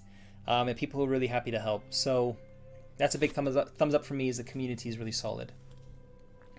Aaron Naz is just asking, is Foundry made you think of going back to Wolfrip 4th edition? Foundry implementation for Wolfrip is fantastic. As you may have seen if you're watching from the beginning, I do own the Wolfrip 4th edition premium module. I have played in a demo one-shot using 4th edition, and I would absolutely only play Wolfrip 4th edition using Foundry. Because it's such a crunchy game with so many options. The Foundry implementation takes a lot of that crunch and automates it. So absolutely, I would only ever play Wolfrip 4th edition using Foundry, and I would potentially run it as well.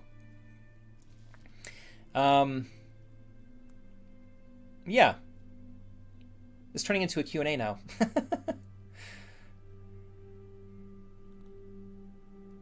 Yeah. So, Mooman. Mooman is the dev who created the Wolfrip 4th edition modules, and yeah, he's done a stellar job on them. My only complaint would be they are so pretty that they are huge files. Like, I don't load them if I know I'm not going to be using them, because they create a huge chunk of data on your Foundry instance that you don't necessarily want to have there if, like me, things take an age to load up anyway. So just something worth bearing in mind. And it can get quite sluggish if your chat history gets really big, because the chat outputs are very, very pretty looking with the Wolfrip module. But this isn't Wolfrip, this is Forbidden Lands. By the way, Wolfrip is an amazing setting, one of my favorite settings of all time. And I've played every edition of them, run many editions of them as well. So that's why I'm talking about it quite a bit once it's been brought up. But yeah, I think that's it. I think I'm going to draw a line in the sand here. It's coming up to 11 o'clock, so like almost 2 hours for the stream. I think that's long enough to be going through this. And hopefully this is of a lot of use to some of you out there. If it has, by all means, please give this video a like. Drop a comment letting me know. If you got any questions, drop me a comment to let me know. And if you haven't already, if you could hit the subscribe button, that really helps the channel to grow. And otherwise, reach out to me on social media. I'm just going to pop up the little, what's it called? The little ticker at the bottom of the screen here. So as you can see at the bottom of the screen here, that has all my links to Facebook, to Twitter, and to Discord. And those will all be put into the show notes as well here, the description for the show here on YouTube. So reach out to me on one of the social medias if you want to get in touch. I use Discord heavily. I'm in Discord every day. I'm in like 50 plus servers. A lot of them are muted, but I spend far too much time in Discord, so every day. So if you really want to get in touch with me and get a response, head over to Discord. That's where I'm easiest to be reached. But I do check Facebook and Twitter daily as well. All right. So thank you very much, and I will catch you next time. Yeah. Cheers.